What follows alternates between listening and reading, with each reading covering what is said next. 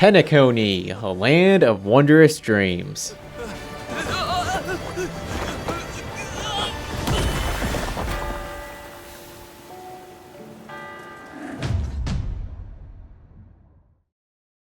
Blazer Dono's next adventure in this Trailblazer only journey. And let me tell you, what a land of dreams it is, because it has shops, shops, and shops for miles, baby. They're chock full of awesome recipes and items, which we all know translates to new and exciting food buffs for Blazer Dono to excessively gorge upon in his quest to continue cheesing Star Rail. And in the spirit of Penacony's advertisement culture, I must naturally follow this up with, but that's not all. If you call within the next 10 minutes, you'll also receive 5-star relics. This is huge. For the record, I did not have to increase my equilibrium level to enter Penacony. I am still equilibrium 1.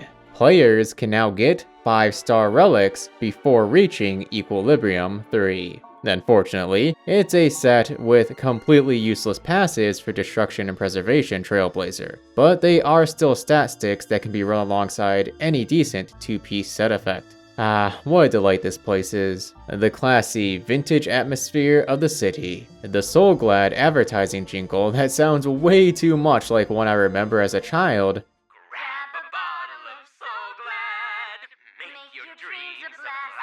Really making me question just how much advertising has programmed my mind.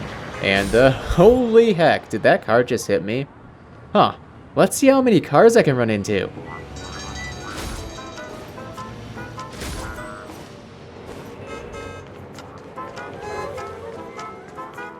Wait a minute, what about getting those signs run over?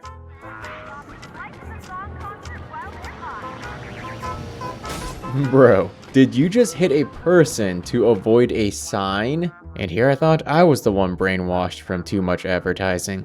As I was saying, this place is a treat, and being able to enjoy it with the company of a new character, Firefly, is refreshing.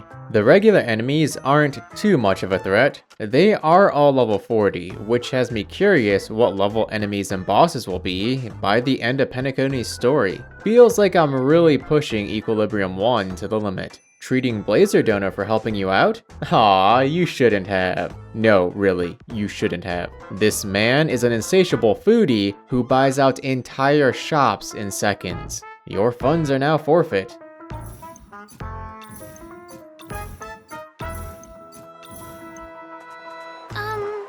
This is... Are you done ordering? You have great taste. I'll get the bill. You still want to treat Blazer Dono? With games this time? Why, certainly, Firefly. With the cool puzzles seen thus far in Penacony, I bet these games will be incredibly unique experiences.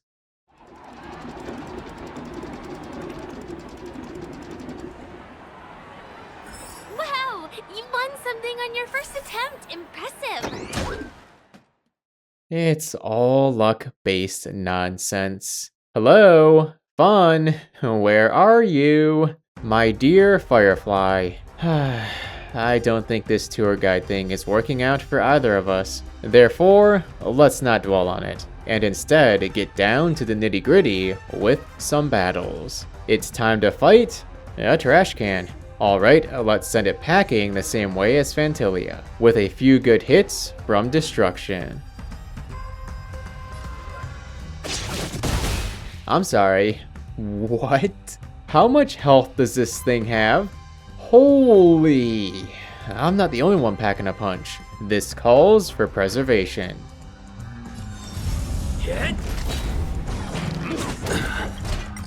Okay, something stuck out to me. The fight begins with the Trashcan having no weakness. Yet, once attacked, it gains a weakness to whatever damage type hit it. I just have to weakness break it to win, don't I? Indeed. Time to tank up. My damage output doesn't matter. Luckily, I have those 5-star HP relics, plus the 5-star HP planner ornaments from episode 8. And let me quickly crush the Doomsday Beast.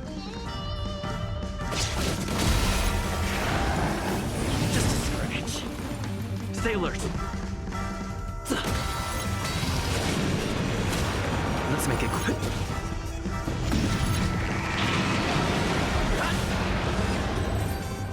And because apparently I never activated these traces.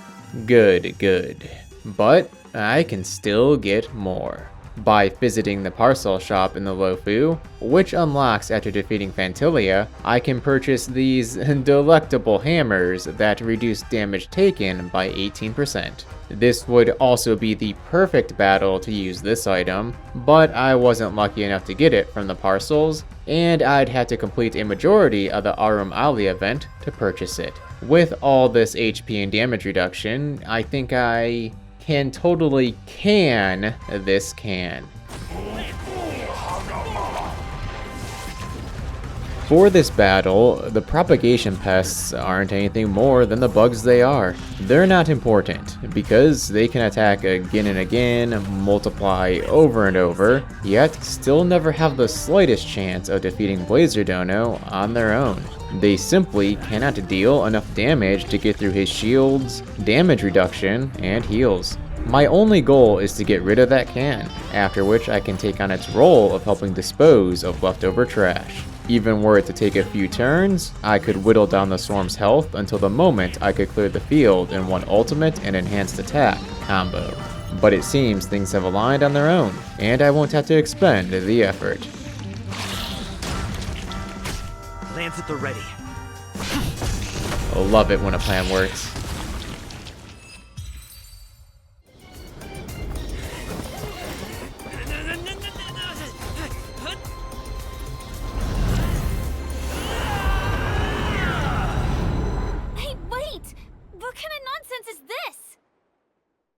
Firefly, listen, you're pretty cool and all, but don't be a killjoy. Remember, we're in a dream. Things don't have to make sense.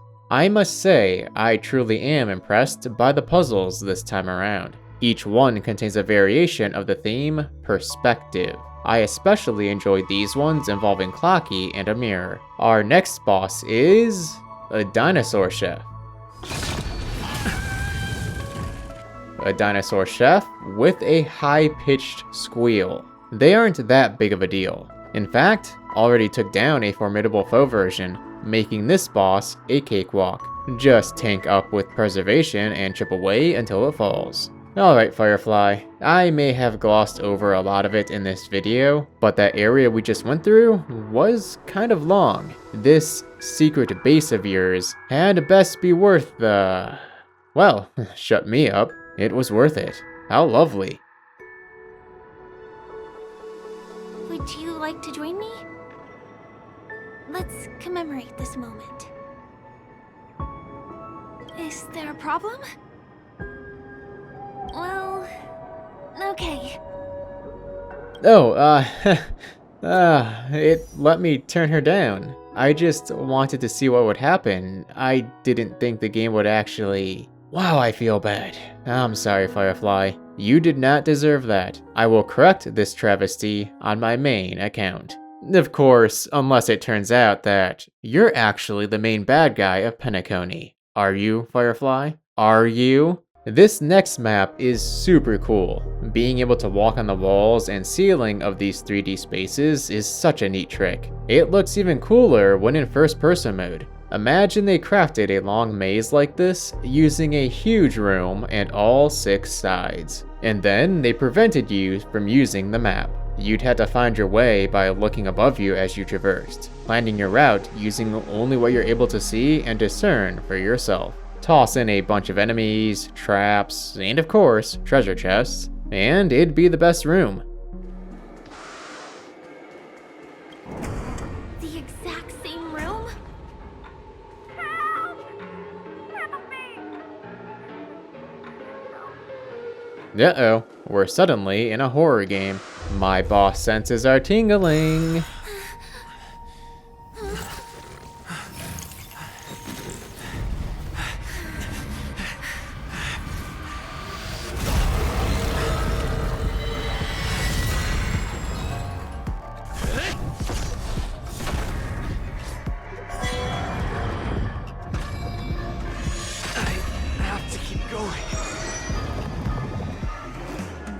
Well, that's not fair. An instant death attack, huh? I'll just have to kill it before it kills me. I may not quite have an instant death attack of my own, but This monster! it comes pretty close, doesn't it? This is looking pretty rough regardless, and may come down to rolling crits, given there's a whole second phase. Thing hits pretty hard. You're out.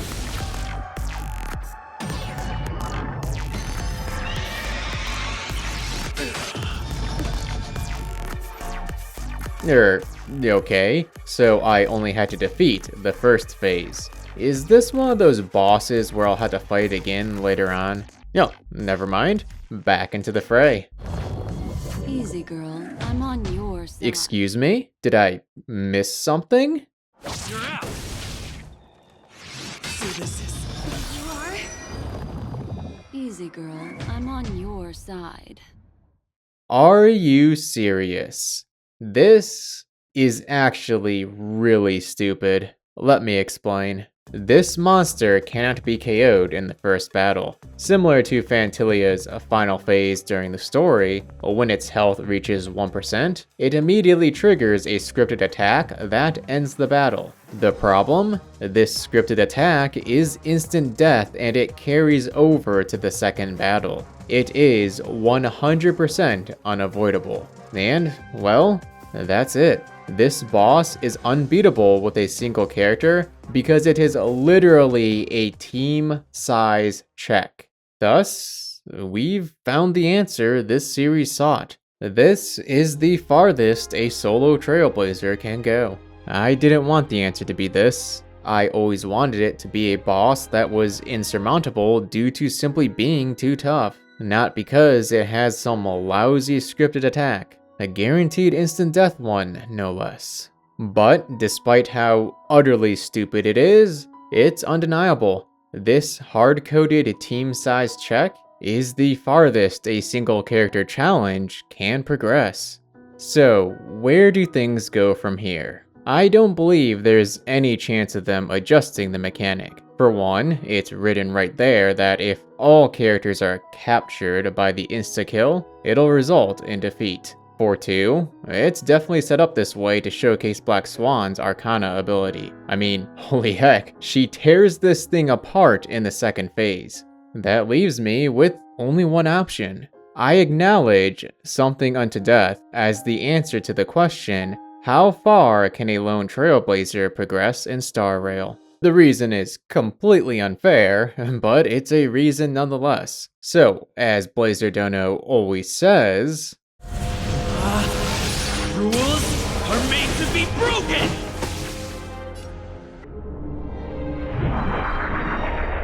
I am going to break my rule. For this battle, I'm going to add to my team a character so powerful that it will instantly become a breeze. That's right, if you thought Blazer Dono was strong, wait until you see level 1 Sampokaski, no light cone. This is all I need. Next time, we cheat death. As always, thanks for tuning in. Though the answer the series set out to uncover has been found, I do hope you'll continue to enjoy watching a solo Trailblazer tackle future challenges in Star Rail.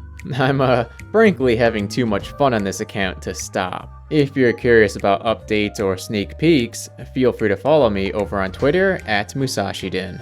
This is Musashi and Blazer Dono signing off. Till next time. Say cheese!